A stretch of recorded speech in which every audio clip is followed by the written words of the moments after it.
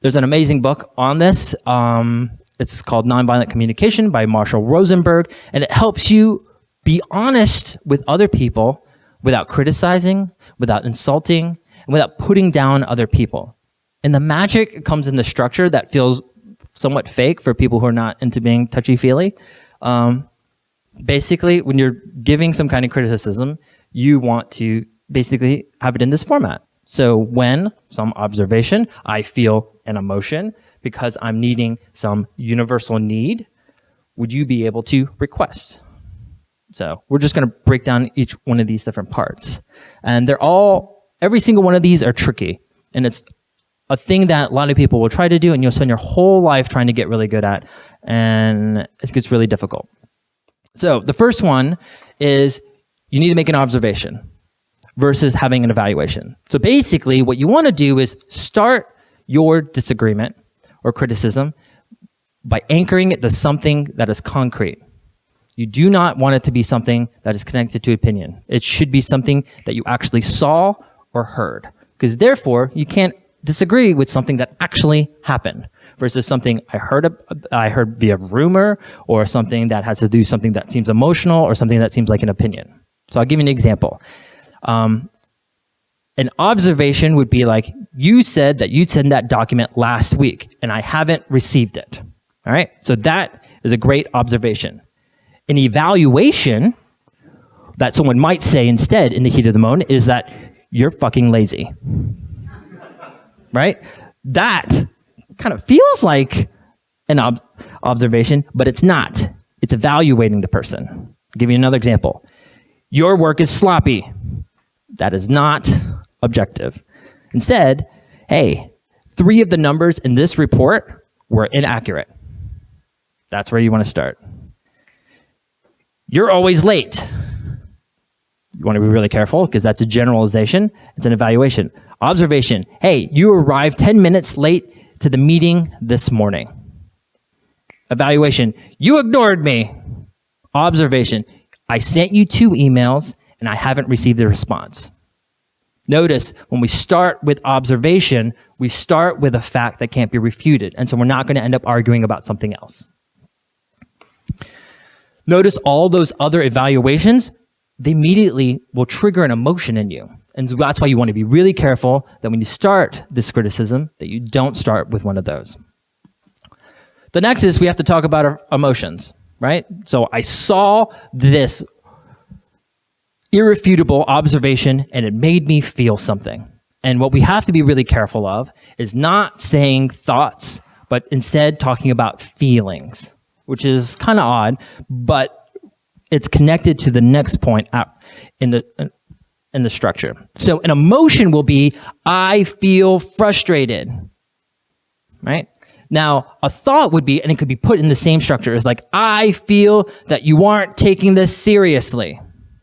And the way you can tell if something is a thought or a feeling is you substitute the phrase, I think, with I feel, and it still works. So, I think frustrated. Doesn't work, so that's a feeling. I think that you aren't taking this seriously. Oh, that's a thought.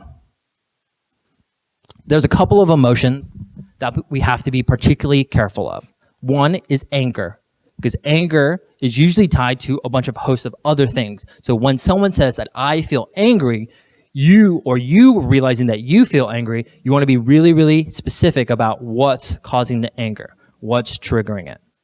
The other tricky emotions are evaluative emotions. And usually what you need to figure out is what underlines that evaluation. So I'll give you an example.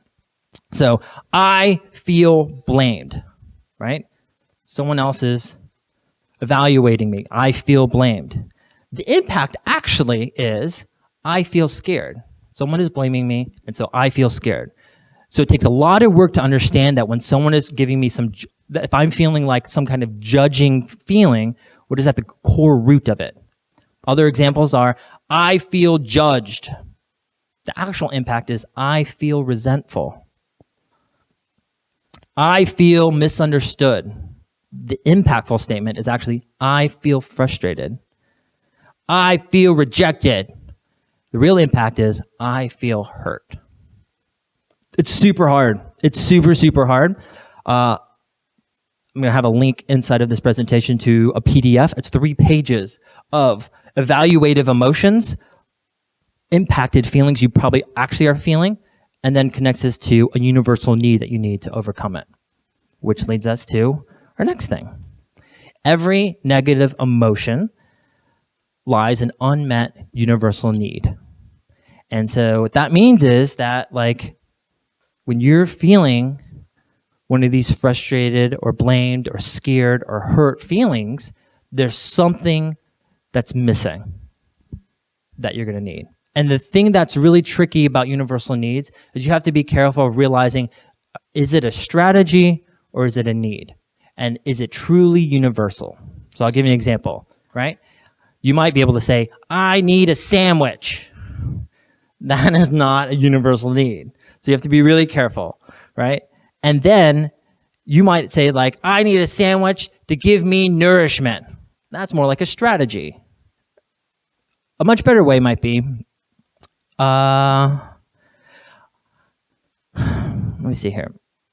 You might say something like, I need you to copy me on every single email. But the thing is, that's not a universal need. That becomes very, very specific. A universal need would be, I need some transparency about this process. You have to be careful of not making needs about something that's very specific to yourself or just that situation. Because once it's a universal need, then it's something that everyone can agree that everyone should sort of have. So other universal needs are like, I need support. And the way you turn it not into a universal need is by saying something like, I need support from you. Because not everyone needs support from Henry, right? But everyone does need support. And as says you include from you, it stops being universal. So you want to be really careful of this. Okay. Requests versus demand. So at the very end, so basically we've said, like, hey, I've noticed something that can't be refuted. I've told you about a feeling and how it impacts me. And I told you that basically it results in some universal need that we all can agree that we need to have. And now we get to saying what we'd like to have changed as a result. And what you want to make is a request, not a demand. The difference is that a request is an invitation to the other person to meet our universal needs. It's much easier to be able to do than to say, like, I order you to do something. So what we want to do is make it very specific, our requests. So I request for you to be more respectful is not that great, because who defines what's respectful? My version of respectful might be different from someone else's. Your request should be something like, I request that you arrive to meetings on time. Say what you want. Don't say what you don't want. So what a lot of people will say is, like, I request that you don't dismiss other people's ideas straight away. The thing is, it doesn't indicate the behavior that you do want.